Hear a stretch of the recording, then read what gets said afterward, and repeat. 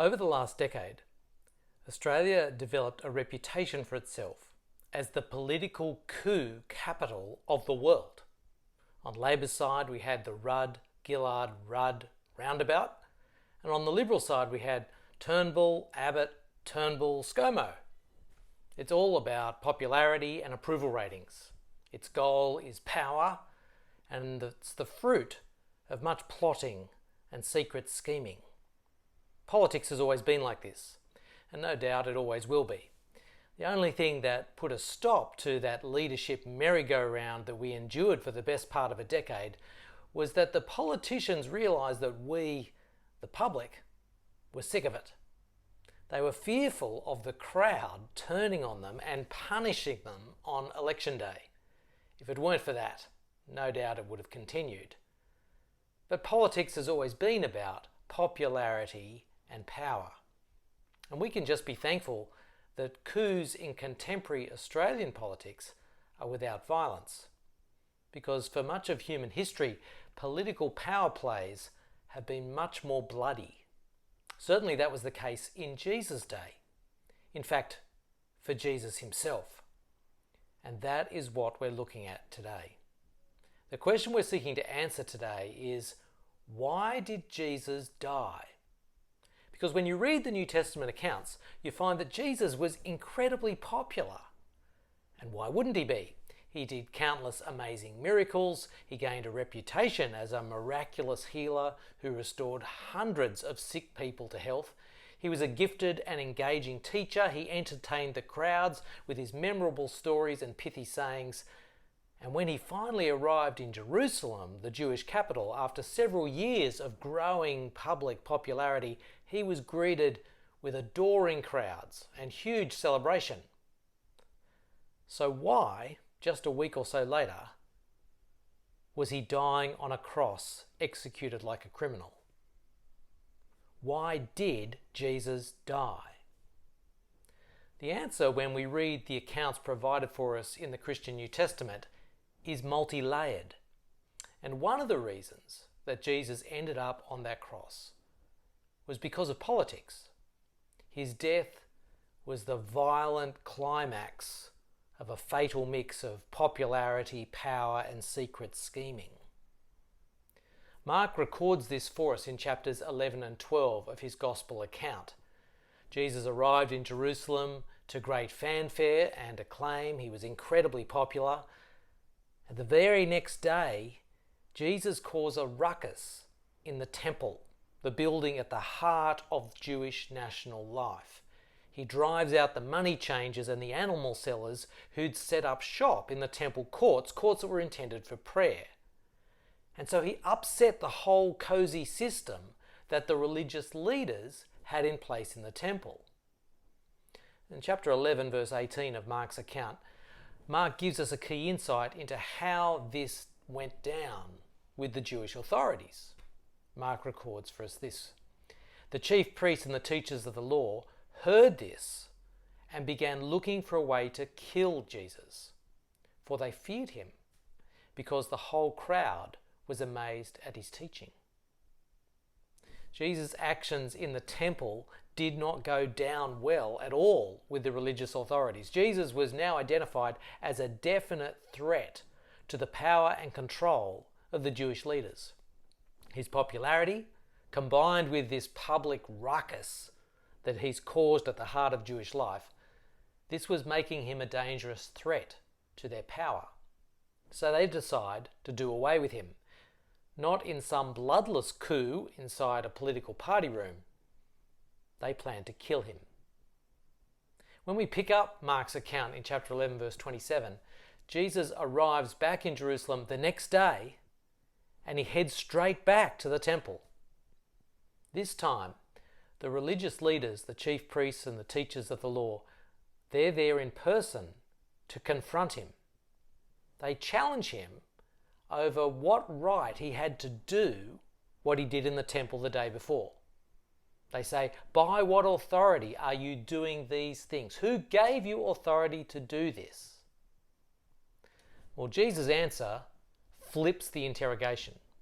They're questioning him, but his response actually puts them under the microscope. He throws them back a question of his own.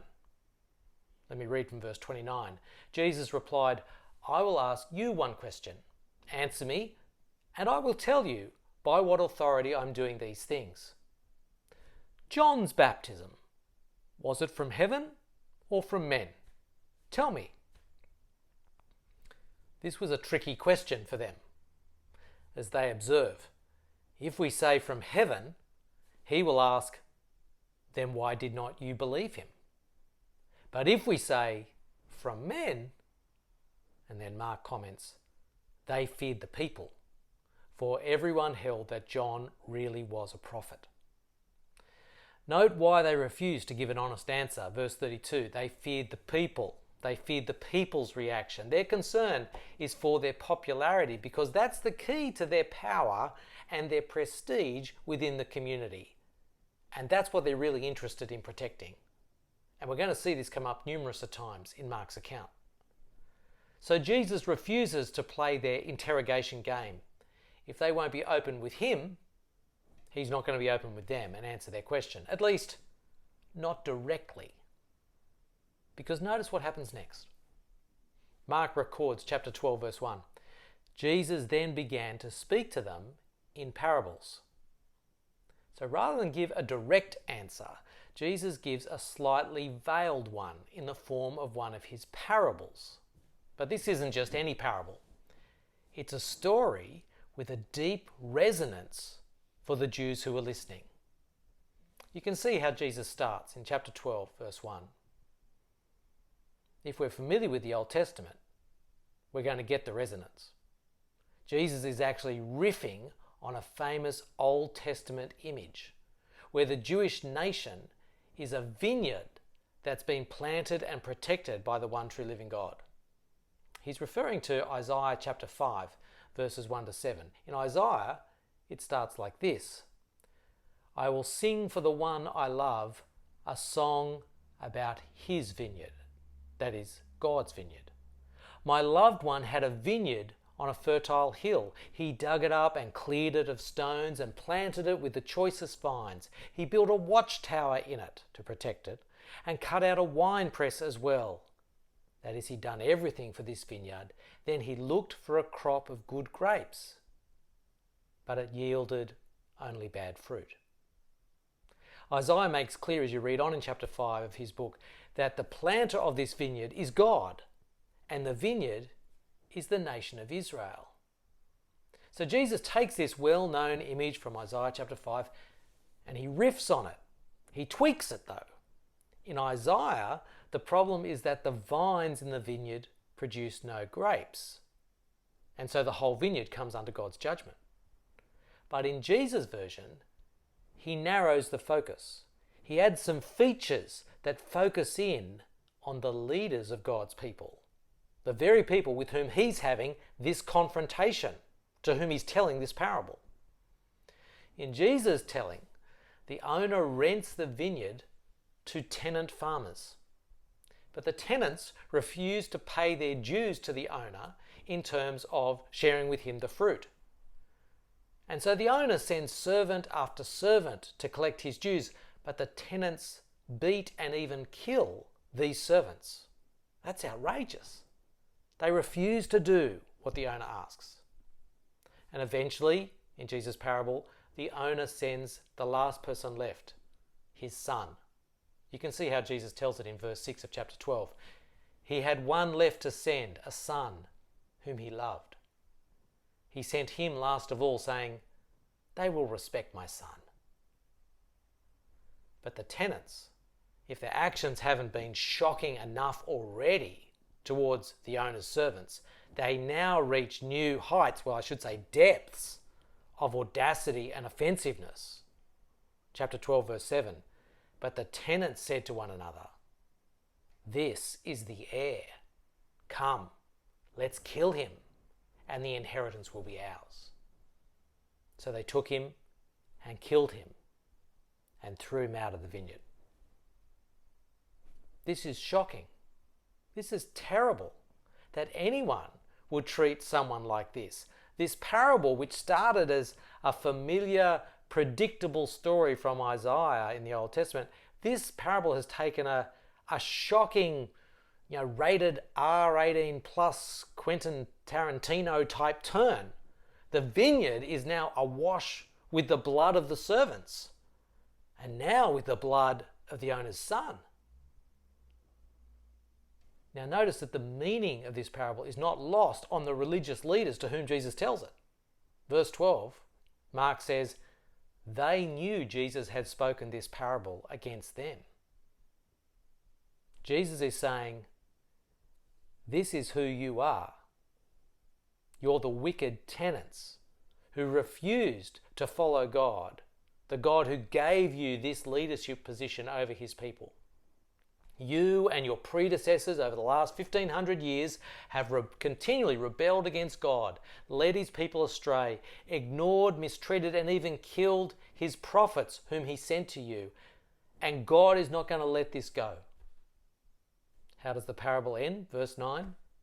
What then will the owner of the vineyard do? He will come and kill those tenants and give the vineyard to others. Jesus is saying God is going to come in judgment on you, and it won't be nice. It won't be pretty. But notice Jesus is not just using the parable to say who they are. He's also using it to say who he is. He's the Son.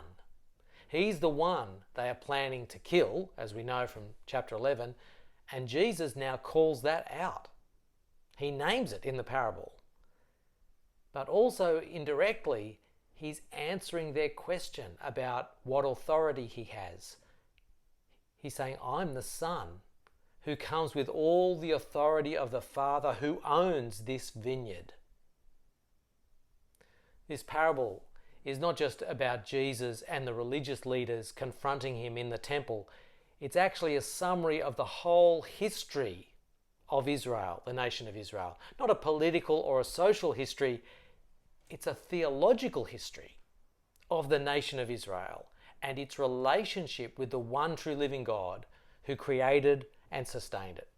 It covers the whole history of Israel rejecting the prophets that God had sent, climaxing now in their rejection of Jesus the Son, and pointing forward to what God is going to do about that.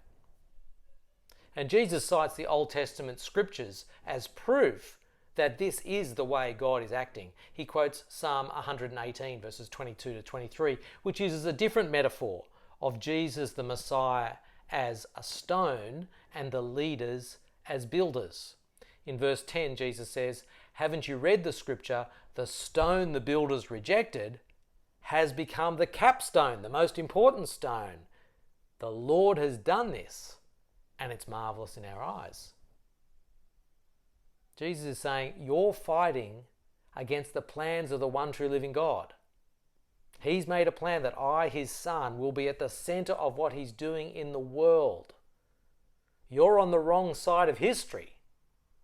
Worse, actually, you're on the wrong side of eternity, because you're on the wrong side of God and his plan, which is focused on me, Jesus, his Son. The rest of chapter 12 documents the continued attempts of the religious leaders to trap Jesus or expose the ridiculousness, supposedly, of his teaching.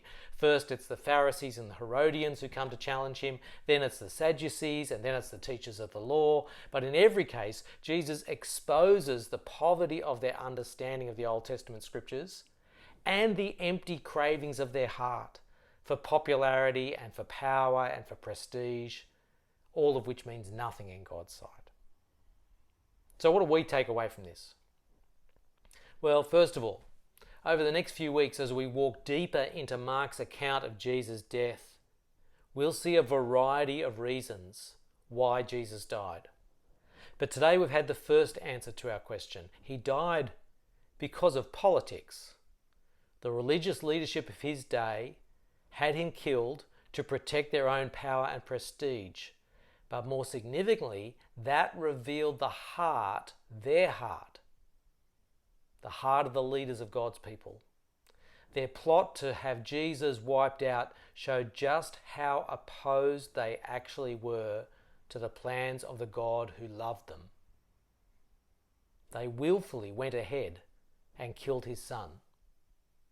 Mark has recorded this confrontation in the temple so that we understand how far the leaders of God's people had now wandered from him and from his plan. But secondly, there's a warning here. To be on the wrong side of Jesus is not just to be on the wrong side of history, but the wrong side of eternity. When we reject God's Son, like those religious leaders, we're rebelling against God himself. Because Jesus has come to us as the Son with divine authority. And when we rebel against God and his Son Jesus, that places us squarely under God's just judgment. And that has eternal consequences. The decision we make about Jesus, how we respond to him, is actually the only decision that you will ever make with eternal consequences. You can make a bad decision about what degree to study. You can apply for the wrong job. You can muck up an exam or date the wrong person.